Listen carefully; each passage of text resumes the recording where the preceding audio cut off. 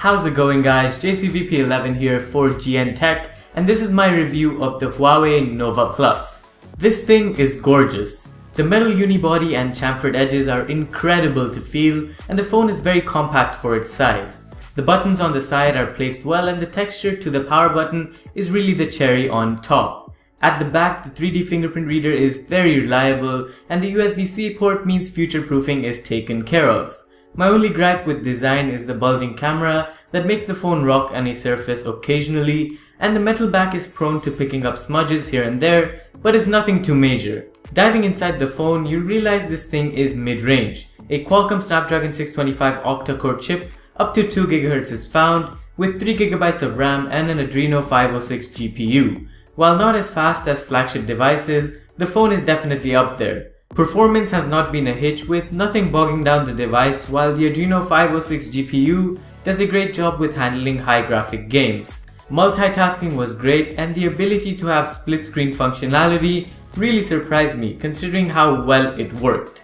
The 5.5-inch 1080p screen provided plenty of real estate, and all I can say is that the panel is one of the best ones for its class. Though I feel like a little less bezel and chin up front would have made the display stand out even more and the device just that bit better. Although responsive, I'm not a big fan of EMUI 4.1 running over Android 6.0 Marshmallow. It has things like auto-changing wallpapers on the lock screen and various uses for the fingerprint scanner, but many of Android's core features have been stripped off, and things you'd expect to work just don't. Not having an app drawer and the task switching interface were my biggest gripes. While you can't do anything about the latter, Android allows you to change the launcher to Google's stock one, which I did after a few days because I much prefer it. But if you're the type who likes to customize the look of your phone occasionally, you'll love EMUI's themes application because it really offers a wide variety. Onto camera, this by far is the richest interface I have seen on a smartphone. While the UI could have been a little more intuitive, all the important features were present. Here are some samples I took in auto mode with all enhancements turned off. Photos come out great in daylight with good dynamic range and detail thanks to the 16 megapixel sensor, with a few occasions where the colors are a bit washed out. In darker scenarios, quality takes a drop and there's some visible noise, but that's what you get with most smartphone cameras. The super night mode goes a long way to fix that, but it requires a very steady hand. Another mode in particular that caught my attention was all focus, which allows you to change the focal point of a picture after it's been taken, and it works well with macro shots. Videos at 4K come out really shaky but do provide a bit more detail compared to 1080p video where optical image stabilization is present.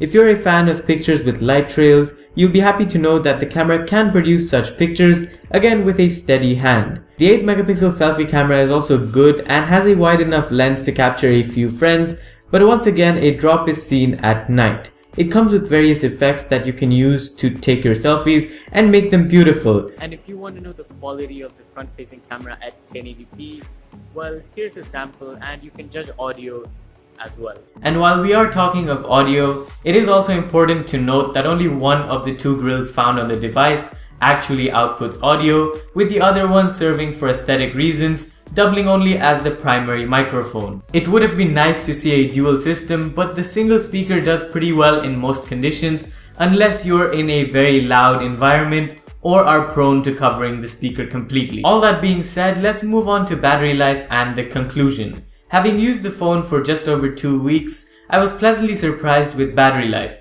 The 3340 mAh battery got me through the day easily and gave around 6 to 7 hours of screen on time.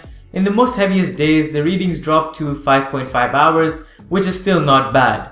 Bear in mind I use my device at around 40 to 50% brightness with all location services turned on. Unfortunately, the metal body does not permit wireless charging, but the included charging cable and brick do charge up the phone pretty fast thanks to the USB-C port found on the device. This phone is really for those people who are looking for an all-around package without having to pay the big bucks. Its speed, design, as well as its camera are its strong points, while the software user interface falls just a little short. I'm sure Huawei can fix that with a software update to make this phone a true all-rounder, priced at 1,755 dirhams, which equates to around $477. At this price, the Nova Plus is available in Prestige Gold, Mystic Silver and Titanium Grey, so you can pick a color that matches your style. I look forward to what you guys think of this phone in the comments down below, and if you enjoyed this video, make sure you give it a like rating and subscribe for more videos. I'll see you in the next one. Adios.